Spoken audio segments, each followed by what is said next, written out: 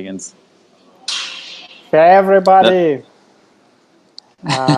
Actually, we are going live, and I'd like to welcome everybody to the next episode of our live B2B marketing show, where with my guest Guillaume Moubeche will speak about cold outreach and lead generation. Guillaume actually is the founder of Lemlist, is a co-author of a B2B growth ebook that we launched 2 weeks ago on Product Hunt, and is a speaker of B2B Marketing Conference that will host on the 3rd of November in Valencia, Spain. So I'll tell a bit more about the conference in the end of our live chat. But let's back to our core topic. So together with Guillaume, we'll speak about a topic of his guide where he wrote awesome step-by-step process how to warm up leads and actually generate high quality leads from cold outreach. And it would be our core topic for today's episode. Guillaume, thanks for joining me. Yeah, thank you, Andre, for having me here. Really happy to be with everyone, and hopefully I'll meet some of you in Valencia whenever we go there for the conference in next November. Let's start with a short introduction. Who you are and what you do. Just let's share with our listeners.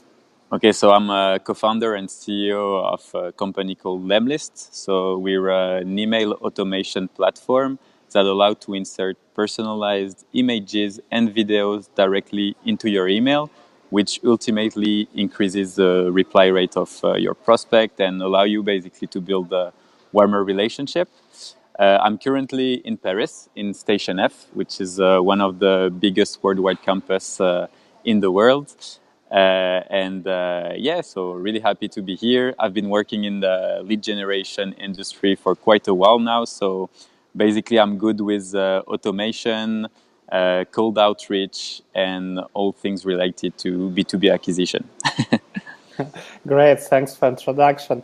Recently, we launched together with you and other B2B marketers an ebook about B2B marketing, where your guide was about exactly automating lead generation. So the most recurring question I have got after that launch was how legit is to scrape emails and automate outreach in the GDPR era. Your thoughts on it? Yeah, that's actually like an excellent question. I think GDPR has been like one of the main topics we've all faced around the last months. I think everyone has his inbox filled with people updating their privacy policy for GDPR. Something that people don't actually know or noticed is that in GDPR there is like an article called article number 47, where basically you are allowed to reach out to people whenever you have a legitimate interest in doing this. So that's kind of, there are like a few gray areas in the GDPR. And from our concern and from what we've checked with our lawyers and so on, it's basically like GDPR is just trying to regulate people who were really spamming, like sending thousands or hundreds of thousands of emails per day or millions of emails per day, to unsolicited emails. But in essence, the goal of GDPR is not to kill SMEs. To give you a bit of background, actually, in France, we used to have same regulation, and it has been around for like 20 years. It's called CNIL, which is basically a regulation around data and so on.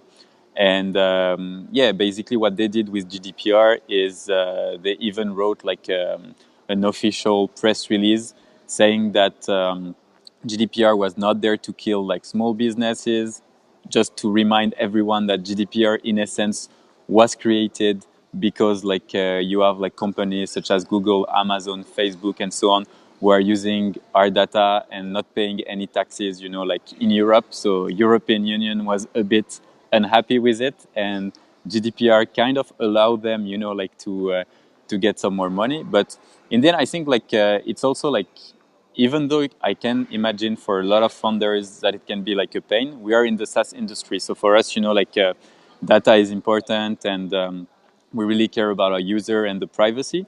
But still, for some founders, it can be like really a pain to think about like all the different steps and so on. But I think I would to reassure everyone. And I would say that as long as you're not like one of the biggest companies. So if you're starting your company, for example, even though you get people complaining, saying that, hey, your email was not GDPR compliant or whatever, I don't think you risk anything. Like CNIL, they were doing the same job as GDPR, and they have like tens of thousands of complaints against Facebook, against Google, against like those companies. So they'd rather go after the big guys rather than the small guys. I mean, they have like limited resources. So that's kind of the overall situation. So one, it's like on the GDPR, you have an article which says that if you have a legitimate interest to reach out to someone, you can.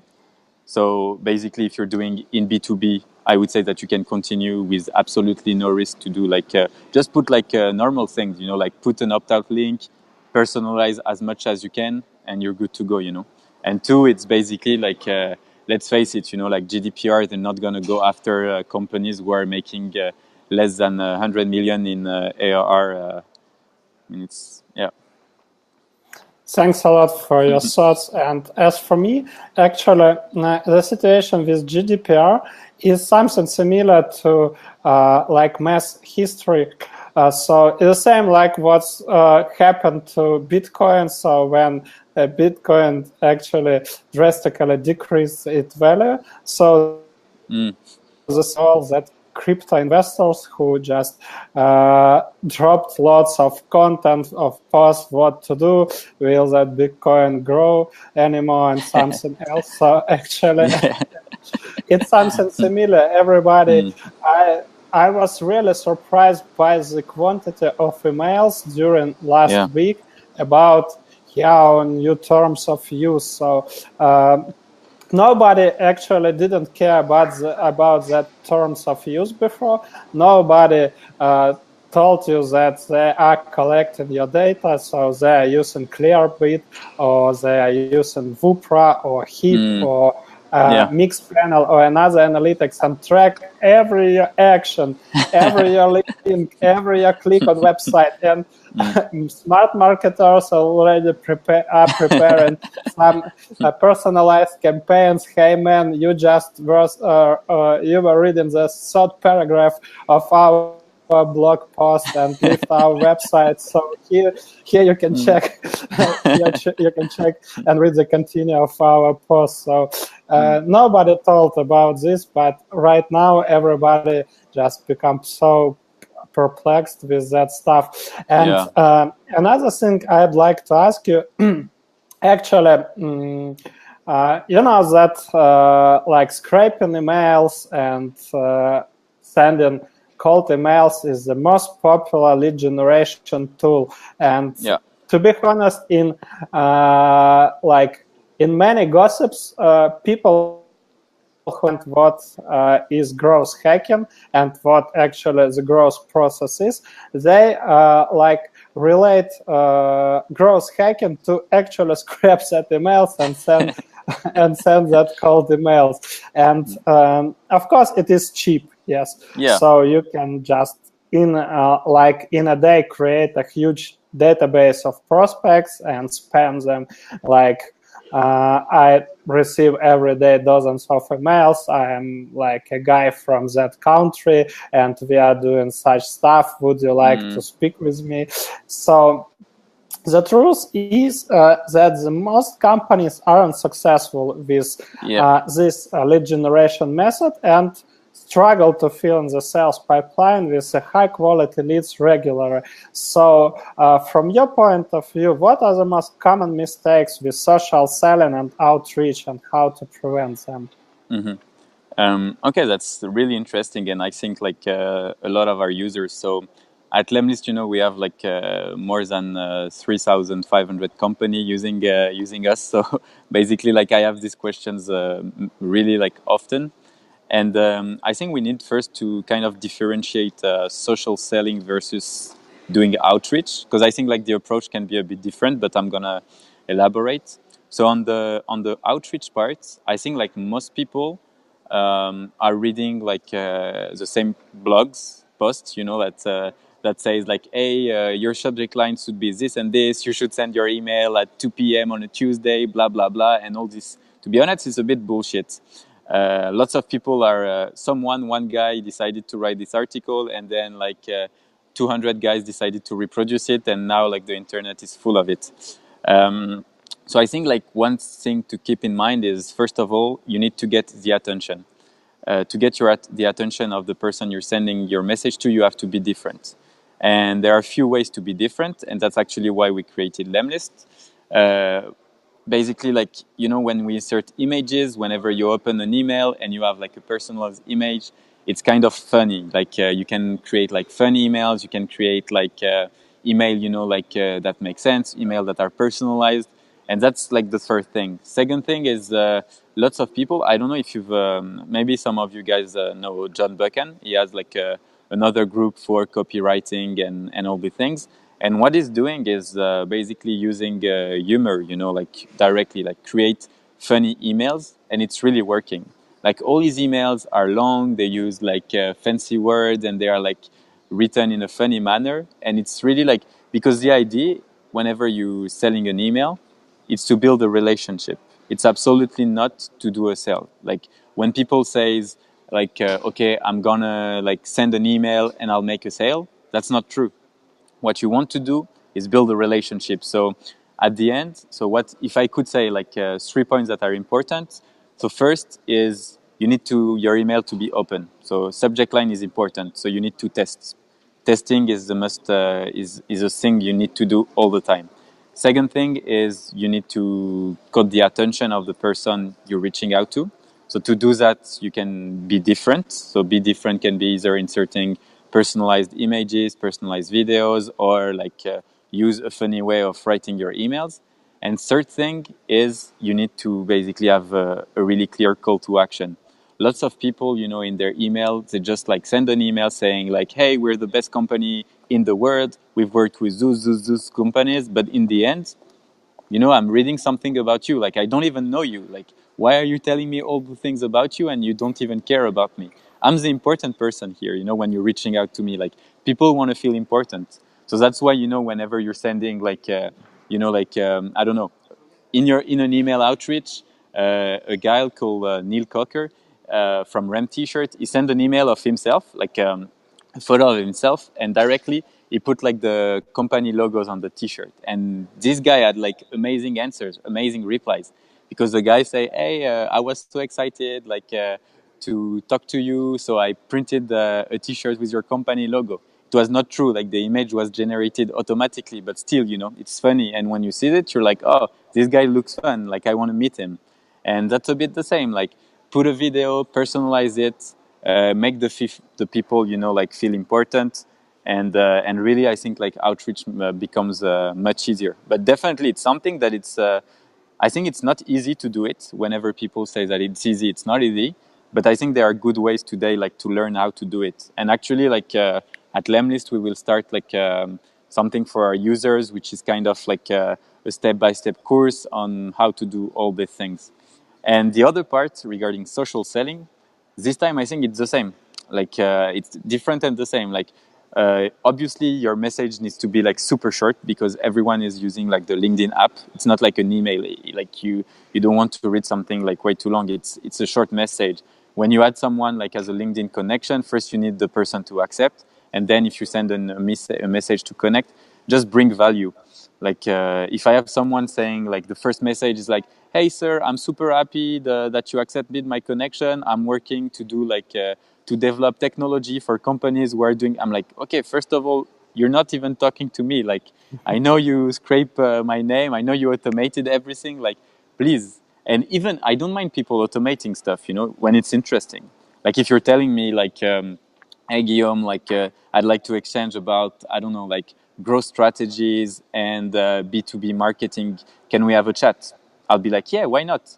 And then we'll have a chat. And then maybe you're going to tell me about yourself. I'm going to tell me about what I do.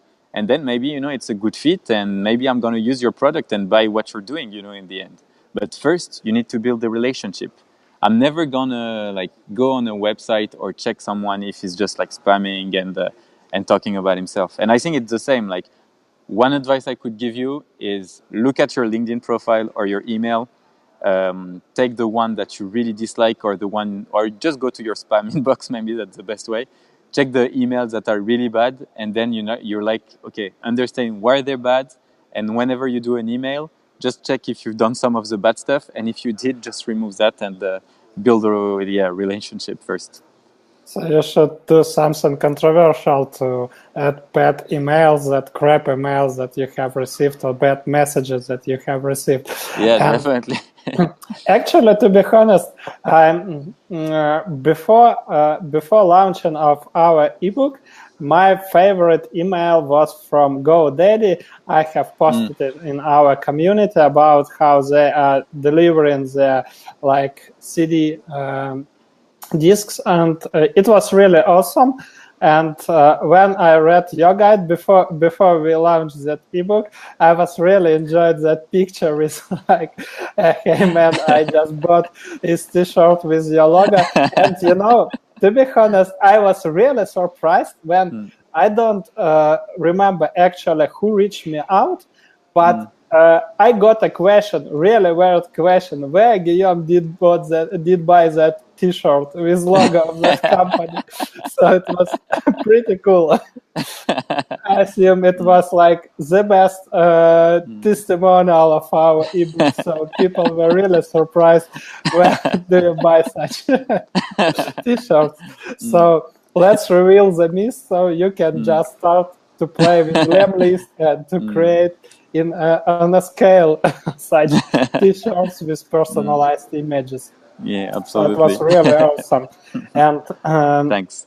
Another stuff, I completely agree with you about personalization and taking care about the person whom you reach out, because such direct or pushy methods, when you just try to make an appointment, what is most common thing for sales or business development managers? So they try to create appointments and then drive that leads to sales team. It's just the worst thing you can do, and the best thing you can do is just to start about chatting about that person. And yesterday I also spoke with James Cabrera, who are producing B2B Growth show, and he actually used podcasting as a lead generation tool. Interesting. But in such way, like we spoke with you, so he sent his target audience, his prospects, an invitation to join his show. He just speak about their topic, about their products, about challenges of their target audience, I mean of their guests. And then after the conversation, then they just start a chat about his products, and in such way he generate he told almost 80% of his current customers were generated such way. So it's pretty cool. So I just want to recap these things. So always think about your target person, and when you send cold emails or cold messages on LinkedIn, on Facebook, or any other platform you'll use. So think about that person, about their needs, challenges, and why they should even just take a look at your message. Yeah, definitely. So from your experience, as we speak about cold outreach and for cold emails, or like for cold messages, doesn't matter, what works well as conversation opener? What should you learn about target account or persona before reaching out from your experience? Yeah, I think it's a really good question. Actually, I really like the guide you wrote. Like, if you guys haven't read Andre's guide about personas and how to create your personas, I think you should definitely go there and read it, because personas, some people call personas also ideal customer profile. Maybe that's more familiar for you guys. But basically, it's like essential. In essence, whenever you build a company, you grow a company, you're going to have to try different verticals. For each vertical, you need a persona. So basically, let's say you want to address the HR market, and what person do you want to address in that market? Is it like the CEO of the company? Is it the CMO or whatever? Like, you need to have as many information as you can. That way, you'll be able to understand better what is their pain point. And if you understand the pain point, you can just try to bring value to them. And that way, you have a hook. If you like, the best way would be to ask a question. Like, for example, are you struggling to qualify leads? Are you struggling to reach out to people? Are you struggling to put your product out there? All these things are actually like essential. And once you have a persona and once you have like all the details you need on one specific person, you can put so much personalization in your email that the person would feel like you're actually talking directly to him or her. Great, thanks a lot. Thanks for your thoughts. And actually, any ideas or maybe good examples what can be used as conversation opener? What just one example you already gave, it was like, let's chat about B2B marketing if somebody reach you out. But for example, in your case, for example, when you generate leads for Lemlist, what is a good conversation opener? That's a really good question. So we have two different ways. Whenever I'm reaching out to people on LinkedIn, what I like to do is so LinkedIn is quite good to define in a rough manner, let's say, your persona, because you have filters. So you know the industry, you know like the company size, so you know like kind of the person you're gonna reach out to, and you can adapt your language. But overall, let's say if I want to discuss with people, like, okay, let's say people who are doing growth in B2B companies can be my target, because like they are the ones setting up all the process, and whether they need outbound generation or they need like HR or get in touch with their user, reduce churn and so on, they could use Lemlist. But the thing is, like, I'm not going to say, hey guys, I've built this amazing automation tool that allow you to blah, blah, blah, blah, blah, blah, and talk about myself. That's not the point. What I want to do first, it's basically reach out to them in a way where I say that, hey, I've just checked your like LinkedIn profile. I think what you guys are doing is really great. Would you be up for a chat to talk about like growth and B2B acquisition? That's it. Like talk and exchange. That's it. So, I know I'm good at doing like B2B customer acquisition. So even though during the chat we don't talk about Lemlist, it's still okay, because either I'll be learning something or I'll be helping someone. And in both cases, it's helpful. Because, like, you meet people, then those guys, they're going to ask you about Lemlist or your company, and then like if they're not interested, it's still cool, because at some point, maybe they can recommend you to like one of their friends. Maybe they can do an intro to other friends. Like it's just about building the relationship. Like one person can lead you to another, and so on. And I think that's the best approach to have. Like, so in any case, I'm sure like anyone who's growing a business can be valuable on a specific topic. Find the topic where you can be valuable, and then like just reach out to people who can be interesting in that topic, and then build relationship. I would say that's yeah. Awesome. Thanks a lot for sharing. And just a quick notification for our listeners. I see all your questions. I won't lose them. So we actually will answer all the questions at the end of our conversation. So don't worry.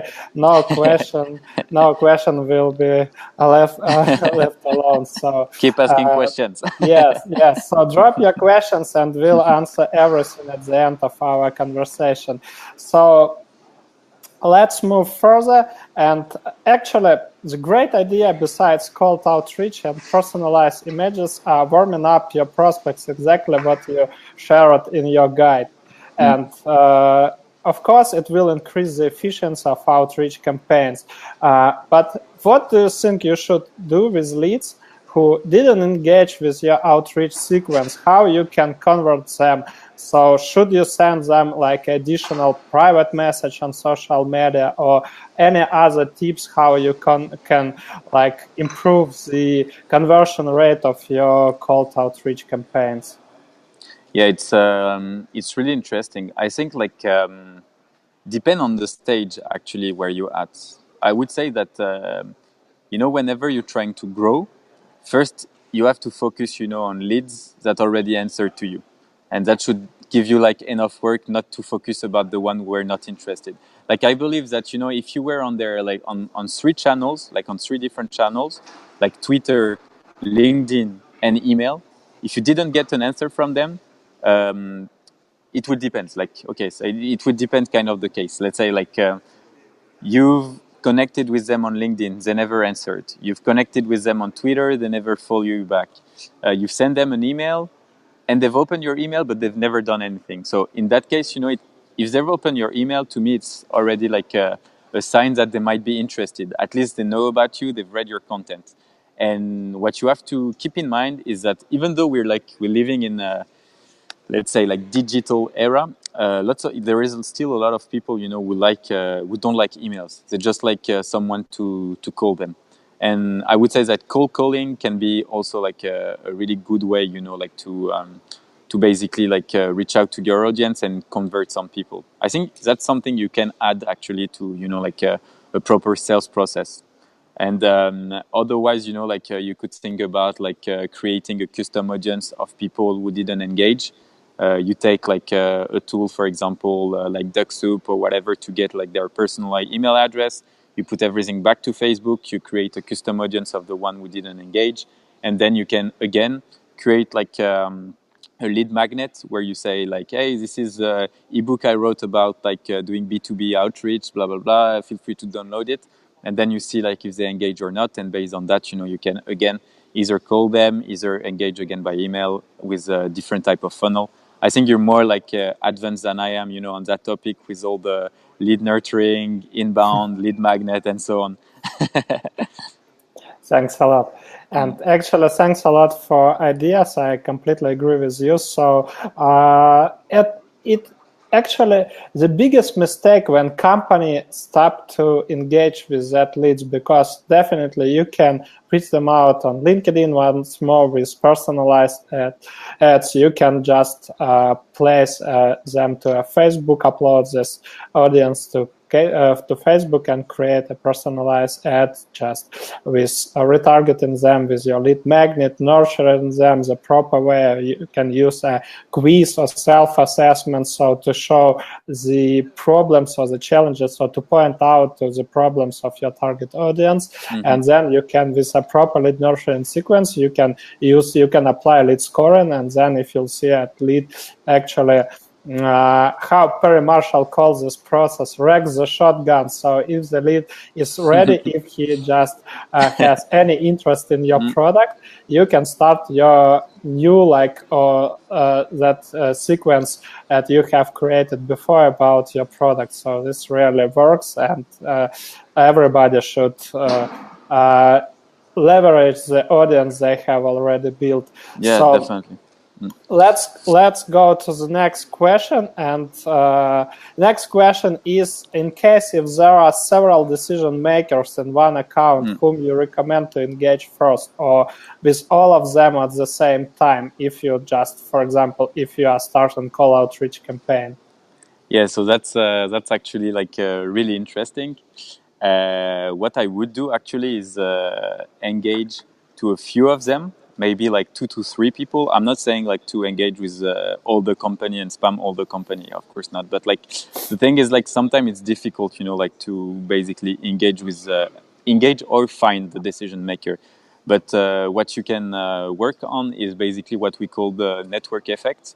So by basically like sending a message to like 3% from the company, they might, you know, discuss about you. You don't have to mention that you've reached out to each of them.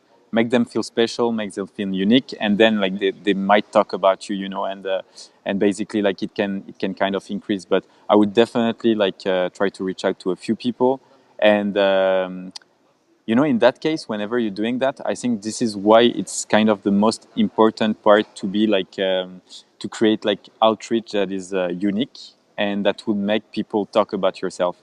So in that case, for example, humor is really good.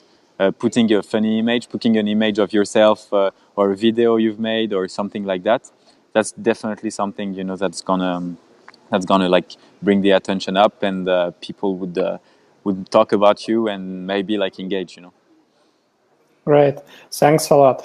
And actually, my fellow B2B marketers who are working on very narrow markets report that it is very difficult to reach out to the decision maker because you should contact and pass the gatekeeper before having a conversation with the decision maker. So from your experience, what are some effective methods that can be used to pass the gatekeeper, or how you can directly reach to the decision maker? Yeah, that's. I think it really depends. Like it's a tough question, you know, because some people are like so busy that they'll never check their email. They have like a VA that actually deletes every unsolicited messages. But you have to find basically the channel where they are the least. Let's say like they are the most. Like I would say that maybe like LinkedIn combine networks. I mean, combine like LinkedIn, Twitter, and email. And if you still don't have like any answer, what you should do, sometimes I think it's worked and it has worked for me in the past, is basically like just take your phone, call the company, and pretend to be someone important that wants to speak to the decision maker, and just go from there. Like be confident, call him or her, and just like go for it. And if it's still not working, I mean, it's you know, like just go to another lead. And yeah, that's sometimes, you know, it happens. Like you can't make every sales. That's the hard truth. But yeah.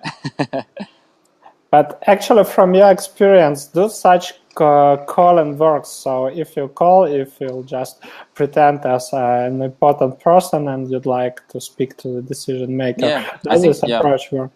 Yeah, I think you need to be like you can just say like, hey, okay, for example, I'm gonna call your company, Andre, and I'll be like, hey, yeah, I was chatting on LinkedIn with Andre, and he told me to call him. Can you please pass me Andre? And then the girl or the woman or the guy would be at the reception, would be like, well, yeah, sorry, who are you again? And then you just say like, you just say your name, like you say first name, last name, like, okay, I'm Guillaume Moubeche. And then they'll be like, oh, you know, if you say that and you don't even say where you're working, you know, you just say like first name, last name, you know, because if you just say that, the guy's gonna think you're important, you know, like it's like you don't give your company name, so people must know it, you know, just based on your name. And it can work. Sometimes it doesn't, and the guy is like, "What's your company again?" No, I'm sorry, it doesn't know you. But you know, like, I mean, it's part of the game. You know, you have to have to test it. Awesome. Thanks a lot for sharing. And before we'll proceed with the questions, I'd like to answer the most common questions. So where the replay of our talk will be available. So the replay will be available in our B2B marketers and founders community. So you can easily type in Facebook B2B marketers, and you definitely will see our community. Or just at the end of the conversation, I will drop a link in the chat so you can join in case if you didn't join yet, because this community is awesome. And another quick announcement. So as I told in the early beginning of our conversation, on the 3rd of November with Guillaume and with other guys from our B2B marketers and founders community, with actually Ricardo Gikira, with Juraj Zamborsky, with Gilles de Klerk, with Stafford in Pont, with Karol Karafiat, with Andrei Gavrikov will host a B2B Marketing Conference in Valencia. So if you are interested, we don't have a landing page with all the stuff, but coming soon. Yeah, coming soon, probably tomorrow or the early beginning of the next week. But believe me, the agenda is awesome, and we have like an early bird proposal. We have 20 tickets on the super cheap price, about 60 euros. So if you are interested, just comment conference under this video, and we'll send you like a payment link so you can buy super cheap early bird tickets. So It just was a quick announcement. Let's back to the questions that some listeners dropped in the comments. Just give me a second. I will check them. So the question from Sid Hand. It's better to do a double opt-in for emails, newsletters, or no? So your opinion. Is it bad? That's the question. Is it bad, right? Actually, he asks, is it better to use a double opt-in? Okay. But from my point of view, I'll answer this question. When you do cold outreach campaigns, so double opt-in doesn't matter at all, because you already got emails, you already sent campaigns, and so nobody. That's why this lead generation method is called as cold outreach, because nobody has subscribed to get your emails. And as for newsletters, I will answer this question because I'm running newsletters since 2013, so around 5 years. And from my experience, I have used both methods. I used single opt-in and double opt-in. And from my point of view, double opt-in works better. Even the conversion rate is better, less. No, actually, the conversion rate is less because not everybody will confirm their emails, but the quality of your subscribers, or your leads, will be much higher. Chances that somebody will spam complain your emails, your newsletters are really very, very low. And with a double opt-in, person really shows interest in your content. That's why I recommend to use double opt-in. Just one question, Andre. So basically, you're telling that the people who have double opt-in would convert better, right? Yeah, and they will convert better. From my experience, those people who has confirmed their email, who just told, of course, I don't say that you should use like a standard email, please confirm your subscription. It's just awful. I have some tips how you can optimize this confirmation email. And in my case, I use like a survey instead of just simply asking, confirm your email. I also ask about current challenges, so I involve a new subscriber into conversation, and in the same time I gather available feedback from my market about their marketing challenges, so which helps me to adapt content strategy to their needs. So, but basically, double opt-in converts better. Let's go to the next question. So the next question is from Samantha. The cold outreach might reach a gatekeeper. What do you think is the best way to get the decision maker, and would pushing the thought on the gatekeeper or the change maker would help? So basically, I assume we have answered this question already, because I also had this question. So Guillaume already shared some tips about how to pass the gatekeeper, and one tip is just calling. Calling or sending like basically the email to several persons, and or another actually idea I had, it's basically like on LinkedIn you could even reach out to the decision maker by having an intro. So you look at the common connection you have with that person, and you say like, hey, that person recommended me to reach out to you, so I just thought I would do it. Try to be mysterious so the guy wonder who you are, and build a conversation like that. That's also like something I did in the past and that were working pretty well. Yep. A quick question from Sasha. Where could we find that guide? So basically, I have posted already that ideal. I guess this question about ideal customer profile guide. So already I posted in our community. But anyway, after our conversation, I will PM you with a link to that guide. So don't worry. I will send it to you, or I can send you an ebook where this, both where my guide and both Guillaume, Ricardo, and other guides were included. So up to you what you want to read. So I can send you both. Actually, let's go to the next question. In the email lifecycle, how many emails per section would you recommend in the slots of lead acquisition, lead nurturing, for converting, for retaining, and win-back programs if they don't engage? I assume, just let me answer, I assume this question should be divided in separate questions because lead acquisition and lead nurturing totally completely different stuff. So lead nurturing, I will answer about lead nurturing and Guillaume will answer about lead acquisition because lead nurturing is what more familiar to me. So lead nurturing is completely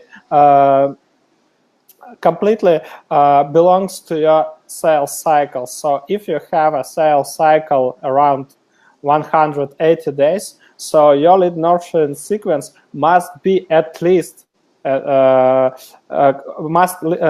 least include emails that will be sent during this 180 days. But you should count in that not all leads will be ready in that sales cycle because this is like an average figure. So in such case, I recommend to use like as a rule of thumb, a length of your lead nurturing should be equal to the double rate of your sales cycle. So if your sales cycle is around 30 days, you should use 60 days lead nurturing sequence, and the quantity of emails completely depends on your industry. But actually, let me give you also like a brief example how you can create lead nurturing. I recommend, if it comes to B2B markets, I recommend to send emails every day during the first week.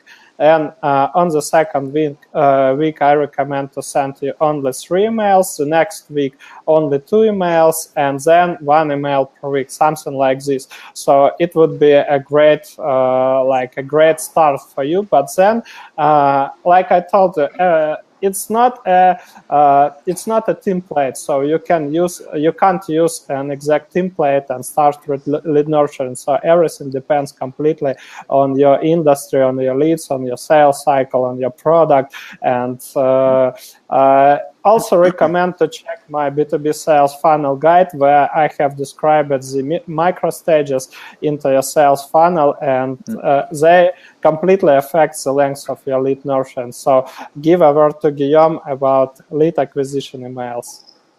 Agree with what you say, and definitely you should check the B2B sales funnel guide from Andre. It's pretty well detailed and really good job. Regarding like outreach, I would say it depends what exactly you're doing. If you're doing only cold email outreach, we usually advise to do 5 steps. So first email, then a follow-up 2 or 3 days later, then another follow-up a week apart. And you do like, so like that's the third steps, then another follow-up 1 week apart, and then the last follow-up, which is kind of the classic breakup message, like, hey, like if you don't answer to that message, I will not I will not reach out again or whatever, kind of with a feeling of urgency. So yeah, it would be a total of 5 steps, would say let's say like 2.5 weeks to 3 weeks. And if you're mixing it with social selling, I would say that cold email could be like you could do like action on Twitter and LinkedIn. So send a message on LinkedIn with your invite, then send another message. If you don't have like any answer, then tweet a bit with the person, like follow that person on Twitter, like 1 or 2 tweets, then like send 2 emails, and that's enough. I think it's already like whenever you're on every channel, people can feel a bit overwhelmed sometimes, like who is this stalker? But actually, like it's working well. So don't if you're using different channels, you're kind of everywhere. So I would say that 2 emails are fine, like 1 email and then 1 week later a follow-up, just really quick follow-up. I think actually in my guide, I share what I'm using, which is working pretty well. It's basically like the second follow-up is first name, thoughts on what I wrote below, and then you have like the email below and just like best, and that's it. Like if you were writing to a friend, like, or someone, like, and you want to have a chat with. Yep, and I also would like to add that sometimes when I'm working on some clients' projects, I use like something similar approach. I use just a quick follow-up. I have sent you an email today, so ago or yesterday, and probably you were busy and just missed that email. So would like to hear your thoughts on the topic, and then your first email just comes into play. Another question from Samantha. Cold emails or cold calls with Facebook bots, is it a better combination? What are your thoughts on it? I think Facebook is really tricky. Like it's Facebook is a platform that you can't really automate. Like even though there are like I would say that there are more and more people using Facebook for business, but also in the end, lots of people are using Facebook only for friends and family. So if you reach out on Facebook and you try to like follow people who are not really like aware of who you are and they're using their Facebook as a friends of family, if you're doing it wrong, you can really like get a bad impression, I would say. But otherwise, I think Facebook is. I wouldn't really rely on Facebook, to be honest, just because it's. Doing outreach on Facebook. I think Facebook for community and group like the one Andre is building is really amazing. But I would say that doing really outreach on Facebook, it can work well if you're doing it through groups. So, for example, you find groups with interesting people, and then you try to build a relationship kind of manually and personally. So not with bots. I think it will work well. But otherwise, I wouldn't really go that way. But that's maybe it depends on business. Maybe Samantha, you're having experience about that, and you have great results. So would love to share. And actually, I would like to add my own thoughts about Facebook bots and cold emails, cold calls. So basically, from my point of view, this is a topic what we have discussed previously with Ricardo, why we just cancel to use Facebook bots, because many people started to, not to complain, but just give us a feedback like, guys, Messenger is something private, so where I chat with my friends, with my family, with my girlfriend or with my boyfriend, and completely I don't use Messenger to read to get announcements about new blog post or something else. That's why it is really tricky. But it depends on industry, because in some industries and it works pretty well. I don't say about I'm sure it won't work on B2B markets. So if you'll try to combine cold outreach and Facebook bots, I don't know, probably you might do this via Zapier, so you can just sync your cold database with Facebook ads and send some promotional stuff via Messenger. I don't know whether it works, but I assume that such approach doesn't work. But anyway, people won't be, from my point of view, people would be annoyed and will be angry if you'll send such private messages. Hey, I have sent you earlier 5 emails, you didn't respond, and now I reach you out on Messenger. So from my next point step of is view, me going to your personal home and knock at your door. Very similar approach. One of my favorite authors is Dale Carnegie, and he used to be like a sales rep when no internet were at that times. People they were calling like commie voyageurs, something like this, and they were coming to the home, so they tried to knock the door, and then they should put their leg into the home, into the flat, just so the owner of the flat won't close that door. So that commie voyageur had a chance to speak. So it's something similar. So the approach is very tricky, and from my point of view, there are lots of better ways to generate leads when it comes to B2B markets. So also see comments with conference from Sasha and Giovanni. Thanks a lot for your interest, and I will reach you out after the chat. So actually, just for another guys, if you also want to join our B2B Marketing Conference in Valencia, so just leave a comment conference and I will reach out with super early bird price. And the next question is from Uri. What about getting in touch with prospects via Facebook and getting their personal emails to build a custom audience? I mean, those you have already got even connected via LinkedIn, followed on Twitter, and I assume we have answered this question already. So we told that you can use this. You can use this method. You can use this approach because in such case you don't stop with lead generation. You continuously engage with your prospects, with your target accounts. Another question is from Sasha regarding newsletters. Would you also recommend to use humor? Is it better to keep it short or informative? Should you call to action in the newsletter, better not? Thank you. So it's actually, newsletters is not a topic of our today's conversation, but anyway, what are your thoughts, Guillaume, on it? Yeah, I think like to be honest, I would say that it's every time like the same. Like you need to be different from what everyone else is doing. Otherwise, your newsletter is gonna be buried under the 2,000 newsletter we receive every day about like people talking about themselves. Not like if you put a little bit of humor, like you're gonna have people, you know, who will be looking, you know, forward to. It can be either humor or either personal, like where whenever you're sharing like a story about your team, yourself, you need to be human. So human can be like humor, can be like just put some feelings, you know, in it. If it's only like business related, you know, it's in the end it's not working.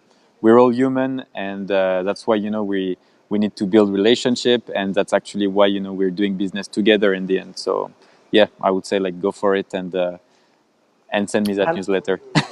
I will also add some thoughts on it, on the topic. From my point of view, I just will share my experience. When I have started my own business, I was living in Kiev and I had a distribution company. So actually, I was listening to all great marketers from all the world, from Noah Kagan, from Brian Dean, from Backlinko, HubSpot, etc. So probably I have subscribed to around 200 minus. So then nowadays I'm subscribed to around 10 newsletters. 10 to 15 newsletters, and I will share you my thoughts why I subscribe only to these newsletters. It doesn't mean I don't read HubSpot or like other guys. I read them, but I simplified the way I receive the content from them. I just created a free account on Feedly and add the links to their blogs. So when they when they publish a new blog post and I have a time, I check a Feedly and I digest their content. But for the newsletters I'm still subscribed to. It is a newsletter, for example, from Perry Marshall, and I will describe why I'm still subscribed to his newsletter, because every time he publishes something, he provides a great story. He doesn't tell you something like this, hey, I just published a new blog post. He just provides you with a story. So every time he sends you an email, you think about it like, I will get something valuable and interesting and easy to digest. And this is I also use that approach. So, for example, if you ever subscribe to my newsletter, you'll also see that I use, even on social media, I try to use some stories. And most people who are active on also on LinkedIn, like Guillaume, also like Ricardo, we all use stories, like Jill Declerc, so like Stafford, we all use stories because this is an ancient method. People at the end, people listen to the stories. They can. It is easier to get your point of view to them. It is easier to digest stories as a content than just, hey, here, if I'll tell you, hey, ideal customer profile can be created in 5 steps, 1, 2, 3, 4, 5, you'll say, okay, I will do it next time probably. Yeah. But if I'll tell you a story why it is so important, and in my guide I also did it, I describe the process of Procter and Gamble, of Harvey Mackay from Mackay Envelope Company. So in such case, it would be more interested for you. You become interested because you are listening to the story, and in the same place, in the same time, I give you an exact process how you can just create this ideal customer profile. So basically, my opinion, you should use humor, of course, because newsletters are the things. So people, even if you'll send a long newsletter, people want to digest it quickly. So stories are a piece of content then can be digested quickly. And as well, if you'll just help your subscriber to be in a good mood, to have a fun, if you can, we have a good expression, this made my day. So if your email made his day, definitely you'll be on his radar. So in the next time, you'll be promoted some stuff, you'll be announced a new product, a new post, or a new event. This person will notify you. But if you'll every time will be informative, hey, he has a new blog post, hey, he has a new event. So people are becoming boring. So that's why I recommend to use both humor and stories in your newsletters. And from my point of view, this is the best way to engage with your email audience. And let's go to the last questions. Actually, a comment from Nabil: agreed to messengers for personal use, kind of annoying to receive business-related updates. Completely agree. Another question from Samantha: how to ensure that my cold emails are out of spam box? A checklist to check before we hit the send button. So I assume this is the last question. So your thoughts, Annie? Yeah, it's that's really a good question. So first of all, it's difficult to know exactly what algorithm would put you in spam or not. However, there are a few things you can do. So first of all, I would advise to use a G Suite account. So it's personalized with your domain and so on. So it looks more professional, and also Google will tend to give you higher limits and also allow you to do some outreach without giving penalties. Also, you need to set up a few things which are called DKIM and SPF. So it's basically saying that your domain is owned by a real human and not a robot. So you need to do this stuff. It's not very complicated. You don't have to be a technical person to do it. I actually wrote an article that you can find directly on blog.lemlist.com, and it's called "How to Get a Higher Email Deliverability." And finally, you need to use a tool that allow you not to send hundreds of thousands of messages at the same time, but that are actually improving deliverability.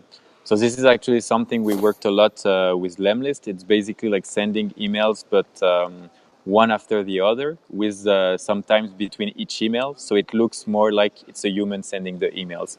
So for example, you say, I want my emails to be sent between 9 and 6, and you will send 100 emails during that time. And all emails will be sent at a different time, not 100 at the same time.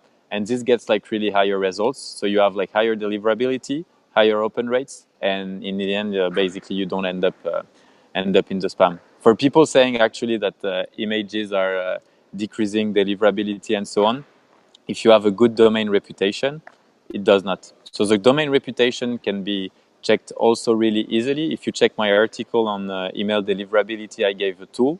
The tool is called mx.toolbox or something like that. Or, well, anyway, you need to check the article. I don't remember the link by heart, but basically you will just have to enter your domain name, then do a check if you've been blacklisted. And based on that, you can be blacklisted and asked to be unblacklisted. But yeah, that's kind of the stuff you need to do. And overall, you'll end up, ending up not in spam is not that hard in the end. If you're just doing stuff, in a proper way and in a personalized way, it's everything should be working fine, Samantha.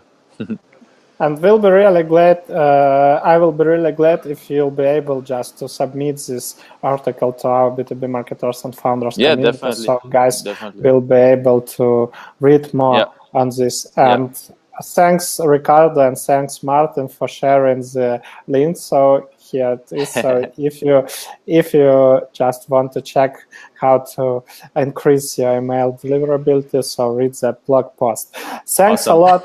Thanks a lot for joining me today. Thanks for this awesome conversation, and thanks to all listeners for your questions, for your engagement. And I see. So a last question from Samantha.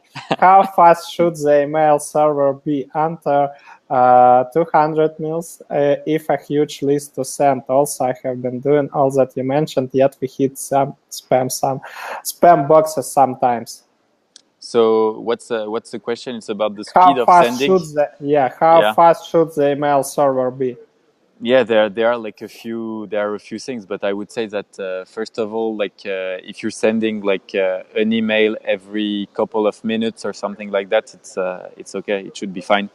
And really depends, like the check on your domain reputation and all these kind of things. That's usually the best way. See if you've been blacklisted. If you've been blacklisted, try to be like unblacklisted. So reach out to the ISPs who have blacklisted you, and then like ask not to be blacklisted anymore. And also like for example, lots of people are making this mistake. Like they buy a new domain, they sign up to email automation tool, and they just like send thousands of emails without even sending before to like real people and manually like emails. You need to what we call ramp up. So it's start sending like 10 emails per day the first week manually to like your friends or colleagues or whatever. Then the second week like 50 and so on, and you can increase. And once your inbox is kind of warm, now you can use it for doing proper outreach. Thanks a lot. And as I see, this is last question. So thanks a lot for joining me today. Thank you, Andrei, for this awesome conversation. So once more, the replay will be available in our B2B marketers and founders community. So join us. And thanks a lot for everybody listening to us today and joining, dropping your questions. See you in the next episode, and probably the next episode will be hosted by Ricardo. He will speak with the Q founders, so stay tuned and see you. Bye. Yeah. Bye, everyone. Hope to see you during the conference. Yeah. Bye.